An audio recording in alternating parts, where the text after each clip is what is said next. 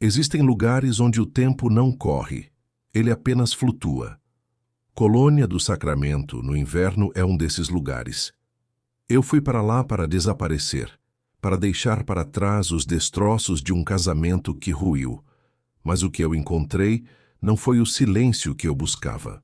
Eu encontrei Isa. Nós fizemos um pacto, sem nomes, sem passado, sem perguntas. Apenas 7 dias de uma paixão que parecia a única coisa real em um mundo de mentiras. Eu achei que ela tivesse me deixado no meio da estrada por vontade própria. Eu passei meses odiando o cheiro do perfume dela que ficou no meu carro. Mas hoje, vendo o rosto dela no noticiário, eu percebi que aquele silêncio no posto de gasolina não foi uma partida. Foi um crime. E o que ela deixou enterrado para mim é a única chave para a minha liberdade, ou para a minha ruína. O divórcio foi como um acidente de carro em câmera lenta. Não houve uma grande explosão, apenas o som de metal retorcendo dia após dia. Quando finalmente acabou, eu peguei minha câmera, minha lente favorita de 35mm e cruzei a fronteira. Colônia do Sacramento, no Uruguai, parecia o cenário de um filme que nunca foi terminado. Ruas de pedra portuguesa, casas coloniais de cores desbotadas e aquele Rio da Prata que, de tão largo, parece um mar cinzento e infinito. Eu estava lá para fotografar faróis. Existe algo de trágico e heróico nos faróis. Eles ficam parados no escuro, avisando os outros sobre o perigo, enquanto eles mesmos enfrentam a tempestade sozinhos. Eu me sentia assim, um farol sem luz. O hotel onde me hospedei era um casarão do século XIX, com teto alto e corredores que ecoavam o menor dos passos. O lobby cheirava a cera de abelha e umidade. Eu era o único hóspede, ou pelo menos era o que eu pensava até aquela primeira noite, quando a chuva decidiu que ninguém sairia para jantar. O restaurante do hotel era iluminado por lustres de cristal pesados, mas naquela noite o céu do Uruguai desabou. Um trovão sacudiu as janelas de madeira e, num estalo, a escuridão engoliu tudo. Eu estava no meio de um risoto e uma taça de taná. Fiquei parado, ouvindo apenas o som da chuva, até que vi uma pequena chama se movendo ao fundo do salão. Era o garçom, um senhor uruguaio chamado Mateo, trazendo velas em candelabros de prata. Foi então que eu a vi, sentada a 3 mesas de distância. Ela usava um sobretudo bege e tomava vinho branco. Mesmo na penumbra, a elegância dela era cortante. Ela não parecia assustada com o escuro. Ela parecia familiarizada com ele. Mateo, com a cortesia típica de quem sabe que a solidão é melhor compartilhada, sugeriu: "Cavalheiro, a luz não voltará tão cedo. Talvez a senhora e o senhor prefiram a luz de 2 velas em uma mesa só?" Ela levantou os olhos.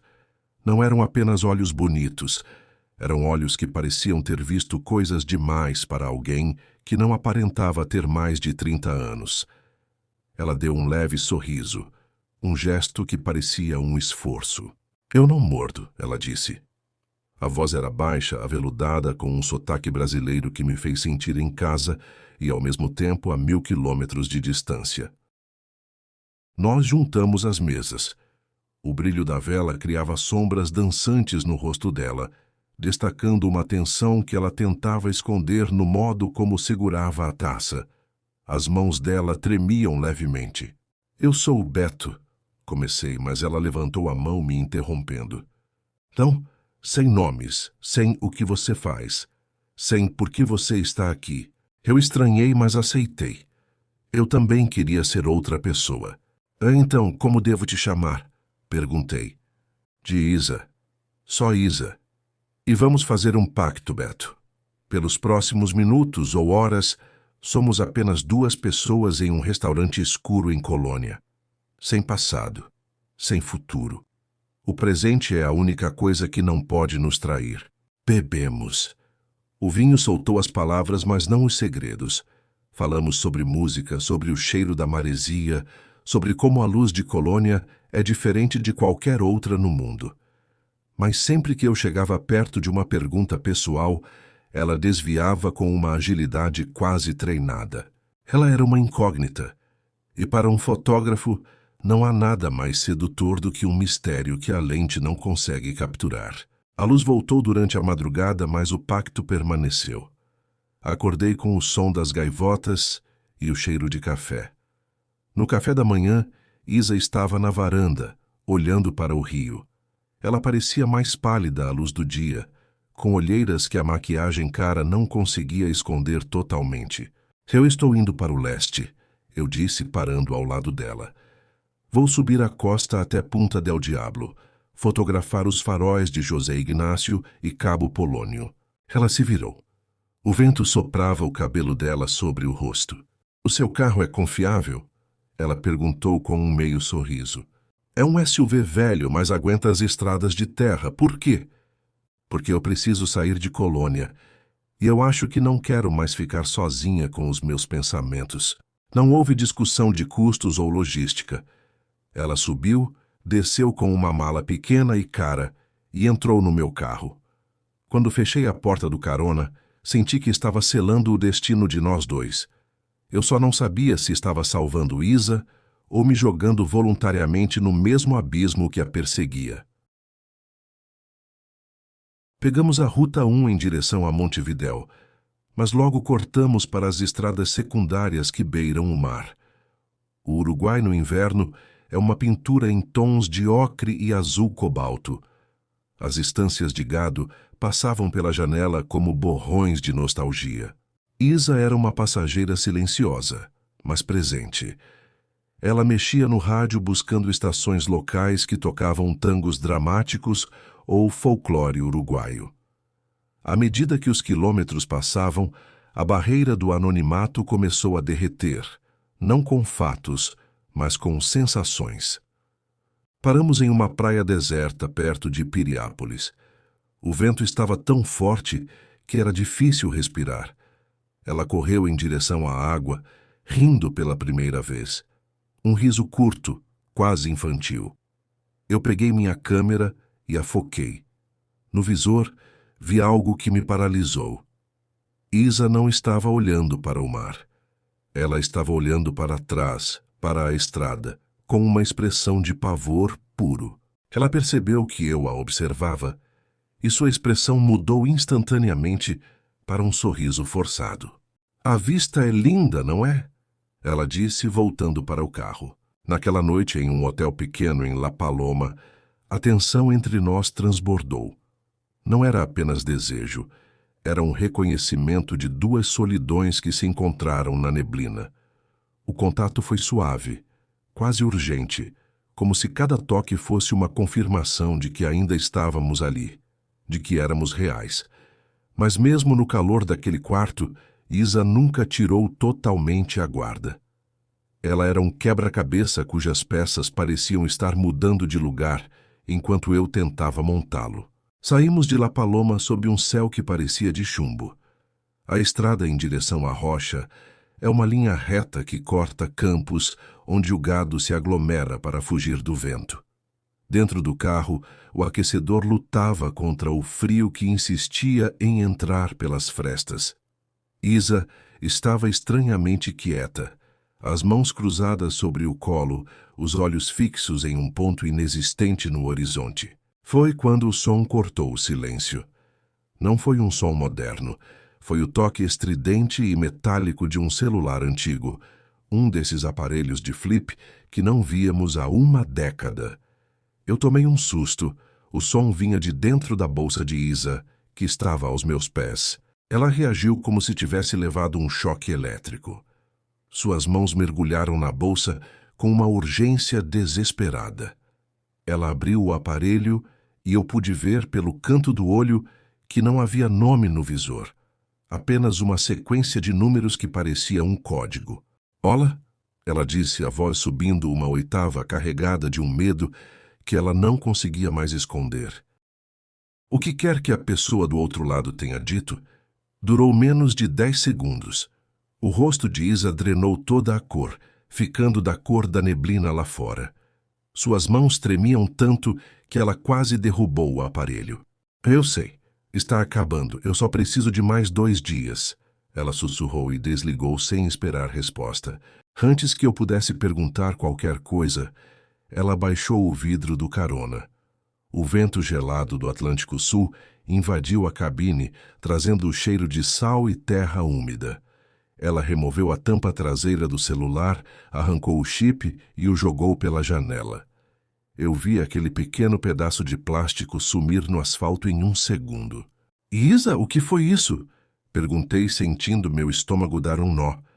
Ela fechou o vidro e se encolheu no banco, abraçando as próprias pernas.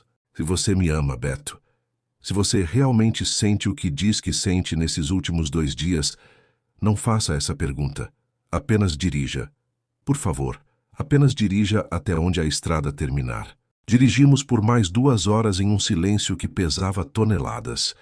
Eu olhava pelo retrovisor a cada 5 minutos, esperando ver os faróis de algum perseguidor, mas a Ruta 9 estava deserta. Éramos apenas nós e os fantasmas que ela trazia na bagagem. Comecei a notar detalhes que minha paixão inicial tinha ignorado. O jeito que ela conferia os retrovisores sempre que passávamos por um caminhão. A forma como ela nunca usava o cartão de crédito, pagando tudo com notas de pesos uruguaios amassadas. Eu, um fotógrafo que vive de observar detalhes, percebi que estava fotografando uma miragem. Você está fugindo dele, não está? Eu disse sem tirar os olhos da estrada. Do homem que te ligou. Ela não respondeu de imediato. Ela encostou a cabeça no vidro frio. Beto, você já sentiu que sua vida inteira foi escrita por outra pessoa? Que você é apenas uma personagem em um roteiro de terror e que, não importa o quanto você corra, o autor sempre sabe onde você vai se esconder? Eu estendi a mão e toquei o ombro dela. Ela estava tensa como uma corda de piano prestes a arrebentar. Eu sou fotógrafo, Isa. Eu aprendi que a luz sempre encontra um jeito de revelar o que está na sombra. Você não precisa correr sozinha. Ela virou o rosto para mim. Havia uma tristeza tão profunda naqueles olhos que me deu vontade de encostar o carro e chorar por ela. Existem sombras, Beto, que são tão escuras que engolem qualquer luz que tente chegar perto. Você é um homem bom. Não deixe que a minha escuridão te apague. Chegamos à Punta del Diablo ao entardecer. O vilarejo, que no verão ferve com turistas, agora era uma vila de pescadores fantasmagórica. As casas coloridas pareciam tristes sob o céu cinza.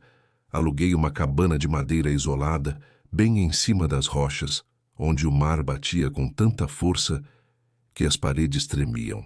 Não havia Wi-Fi. Não havia sinal de celular. Era exatamente o que ela queria. O interior da cabana era rústico. Uma lareira de pedra, mantas de lã crua e o cheiro persistente de maresia e madeira velha. Enquanto eu acendia o fogo, Isa ficou parada na varanda, olhando para o mar revolto. O vento soprava o casaco dela, revelando por um instante o contorno de seu corpo. Naquela noite, fizemos amor com uma urgência que beirava o desespero. Não era apenas paixão. Era como se estivéssemos tentando nos fundir um ao outro para criar um escudo contra o que quer que estivesse vindo. O sexo não era coreografado. Era suado, silencioso e carregado de uma melancolia que eu não sabia explicar. Era como se cada beijo fosse um adeus. Quando ela finalmente adormeceu exausta, eu fiquei acordado ouvindo o som do oceano. A luz da lua filtrava pelas frestas da janela, iluminando o rosto dela. Foi então que vi, no ombro esquerdo dela, sob a alça da camisola que tinha escorregado. Era uma cicatriz feia. Não era um acidente. Era uma marca circular, profunda, que parecia ter sido feita por algo quente ou por uma pressão extrema e prolongada. Parecia uma marca de propriedade. Meu sangue gelou. Quem faria aquilo com uma mulher como ela? A curiosidade é o pecado dos fotógrafos. Nós queremos ver o que não deve ser visto. Por volta das 3 da manhã, com o fogo da lareira reduzido a brasas alaranjadas, Eu cometi o meu maior erro. A bolsa de Isa estava sobre a mesa de madeira. Eu me levantei em silêncio, sentindo o assoalho frio sob meus pés. Meu coração martelava contra o peito. Eu precisava saber. Eu precisava protegê-la, mas como proteger alguém se você não sabe contra o que está lutando? Abri o zíper devagar. Dentro, além do batom de um lenço de seda e do perfume que eu já tinha decorado o cheiro, encontrei um envelope de papel pardo escondido em um compartimento secreto. Minhas mãos tremiam ao abrir o envelope. O primeiro item era um passaporte brasileiro. Mas o nome não era Isa. A foto era dela, mas o nome dizia Helena Soares. O segundo item era uma passagem de balsa de Montevidéu para Buenos Aires, datada para 2 dias depois, e de lá um bilhete de avião para Madrid. Só ida. Mas o que me fez perder o fôlego foi o objeto pesado no fundo da bolsa. Uma pistola pequena, uma Beretta .22. Tirei o pente. Estava vazio.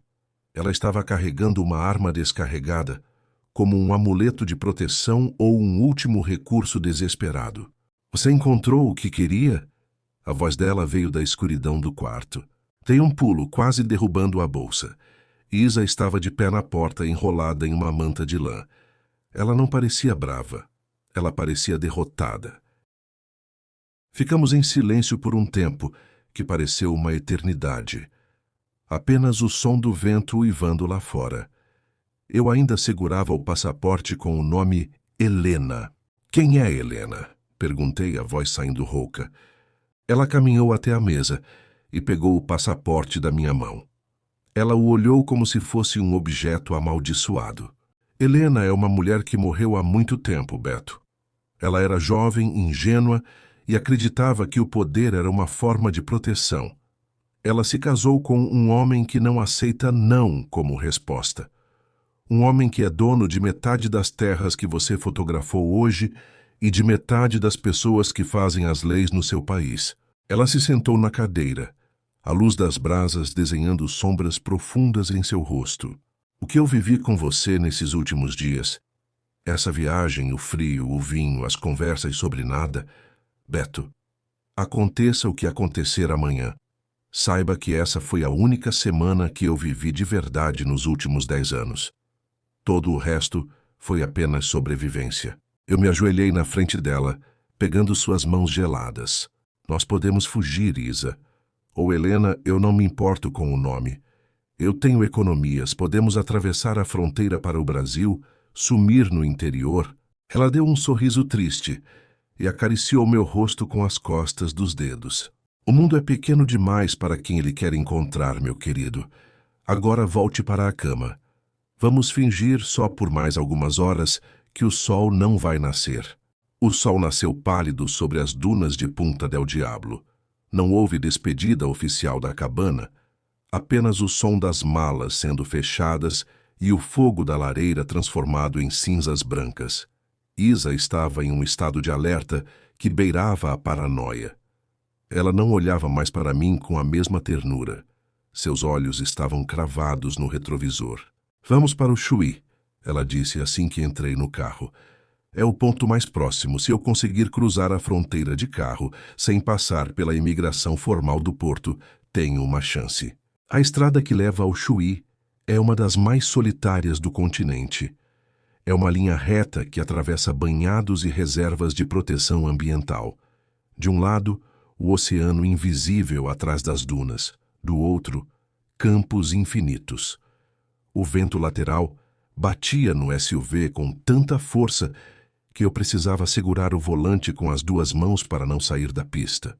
Beto, ela disse do nada enquanto passávamos por um bando de capivaras na beira da estrada. Se algo acontecer, se a gente se desencontrar, não tente ser um herói. Volte para São Paulo. Volte para suas fotos. Me prometa. Eu não vou te deixar, Isa. Eu respondi sentindo um nó na garganta. Prometa! Ela insistiu, segurando meu braço com uma força que me deixou marcas. Algumas histórias não foram feitas para ter final feliz. Elas foram feitas apenas para serem vividas antes que a luz apague. Eu não prometi. Eu apenas acelerei. Eu achava que o amor era capaz de criar um campo de força ao redor do meu carro. Eu nunca estive tão errado. Chegamos aos arredores do Chuí por volta das 4 da tarde. O clima de fronteira é sempre estranho, mas ali parecia pior. Uma mistura de poeira, lojas de importados baratas e um vento que parecia carregar segredos de 2 países. Eu precisava de café e o carro precisava de combustível. Parei em um posto de gasolina antigo, um daqueles complexos que parecem ter parado nos anos 80, com uma lanchonete de luzes fluorescentes piscando e um pátio cheio de caminhoneiros cansados. Vou buscar 2 cafés e uns alfajores, eu disse, tentando manter a voz normal. Você quer descer? Não, ela respondeu, puxando o capuz do casaco. Vou ficar aqui. Tranque as portas por fora. Eu a olhei uma última vez. Ela parecia tão pequena naquele banco de couro, cercada pelo silêncio. Dei um beijo rápido em sua testa. A pele dela estava gelada. Tranquei o carro com o controle remoto e caminhei em direção à lanchonete. O som do bip do alarme ecoou no pátio vazio, um som que, muito tempo depois, eu ainda ouço nos meus pesadelos. A lanchonete estava cheia. Houve uma confusão no caixa, um caminhoneiro discutindo sobre o preço do diesel, e eu acabei demorando mais do que o esperado. Foram no máximo 10 ou 12 minutos. 10 minutos que mudaram o resto da minha vida. Saí com 2 copos de papel fumegantes. Quando olhei para onde o carro estava estacionado, senti um frio que não vinha do vento uruguaio.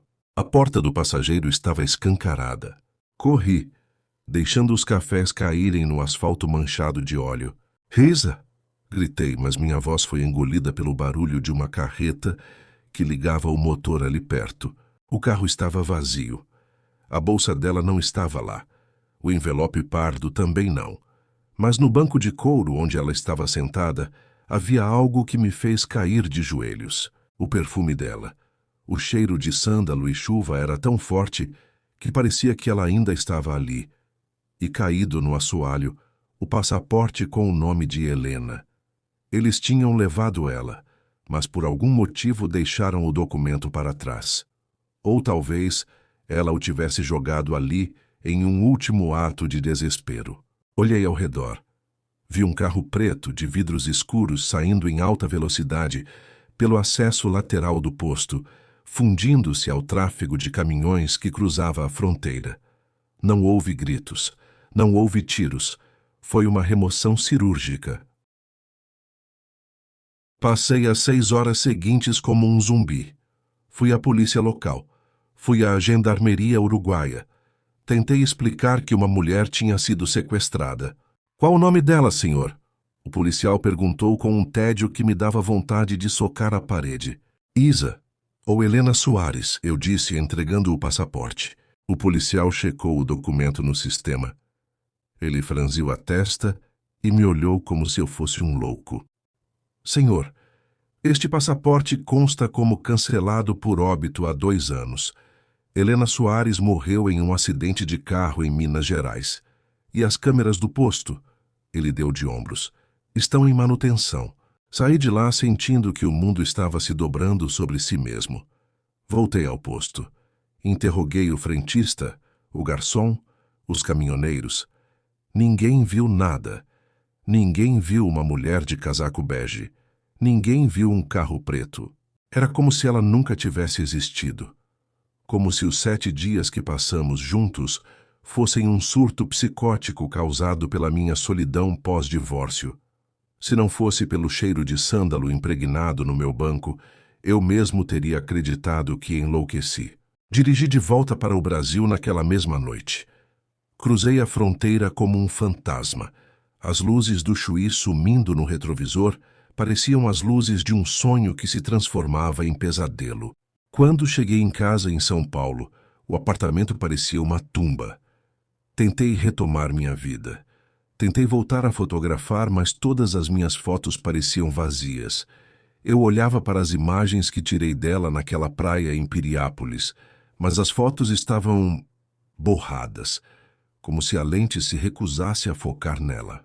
3 meses se passaram. Eu não conseguia dormir. Eu passava as noites em fóruns da internet procurando por desaparecimentos, por nomes de políticos uruguaios, por qualquer rastro de uma Helena Soares. Eu tinha me tornado um investigador de uma mulher que o mundo dizia estar morta. Eu estava obcecado. Eu ainda podia sentir o toque da mão dela no meu braço naquelas estradas desertas. Eu sabia que ela era real. E eu sabia, com uma certeza sombria, que ela ainda estava em algum lugar, pagando o preço por aqueles 7 dias de liberdade que vivemos. 6 meses. 7 dias de paixão levam exatamente 6 meses para se tornarem uma ferida que não sangra mais, mas que dói toda vez que a temperatura cai. Eu estava de volta a São Paulo, vivendo no automático. Minhas câmeras estavam pegando poeira. Eu não conseguia mais olhar pelo visor e ver beleza em nada. Para mim, o mundo tinha perdido o contraste. Eu evitava o rádio, evitava notícias. Mas o destino tem um senso de humor perverso. Eu estava em uma sala de espera de um consultório dentista, no centro da cidade, tentando ignorar o barulho da broca lá dentro. Sobre a mesa de centro, uma pilha de jornais e revistas velhas.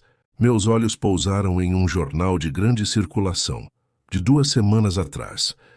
A foto na capa não era grande, mas para mim ela ocupava todo o espaço da sala.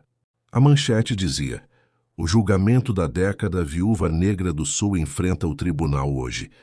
E lá estava ela. Não era a Isa de casaco bege e riso solto na praia.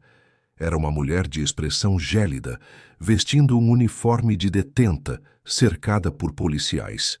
O jornal a chamava de Helena Soares. A reportagem dizia que ela era acusada de conspirar para a morte do marido e de desviar milhões de dólares de uma conta secreta. Eu li o texto 3, 4 vezes, até as letras borrarem. O texto dizia que ela tinha sido capturada em uma operação de rotina na fronteira com o Uruguai, há 6 meses. Senti um soco no estômago. Ela não tinha me abandonado.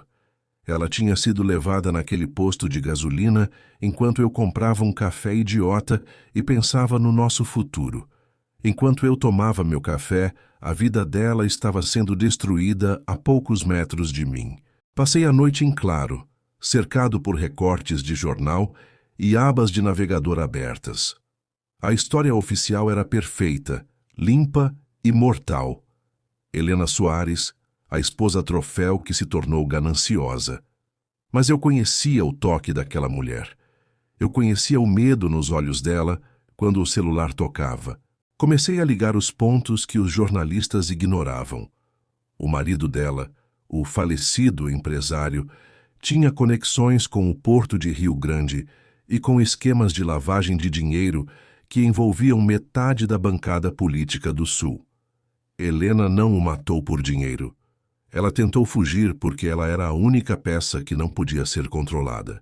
No jornal diziam que ela se recusava a falar, que desde a prisão ela não tinha dito uma única palavra em sua defesa. Ela estava protegendo alguém. Foi então que percebi. Ela não estava se protegendo. Ela estava me protegendo.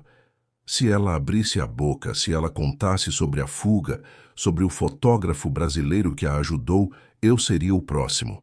Aquela mulher, que eu conheci por apenas 7 dias, estava enfrentando o inferno em silêncio para que eu pudesse continuar tirando minhas fotos em São Paulo.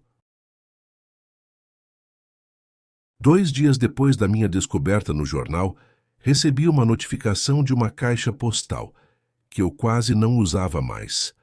Fui até a agência do correio sem esperar nada além de contas atrasadas. O funcionário me entregou um envelope pardo, grosso, sem remetente.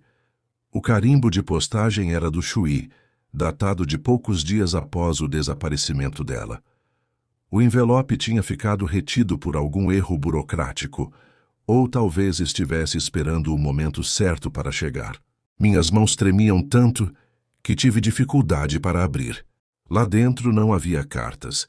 Havia uma foto Polaroid, a única que tiramos juntos na cabana em Punta del Diablo, usando o timer da minha câmera. Estávamos embaçados, rindo, com o mar ao fundo. No verso escrito com uma caligrafia firme, havia apenas uma coordenada de GPS e uma frase: "A verdade não pertence a quem a cria, mas a quem tem coragem de revelá-la. Me desculpe por ter sido real." Junto com a foto, uma pequena chave de metal, daquelas de guarda-volumes antigos ou de caixas de segurança. Eu sabia o que aquilo significava.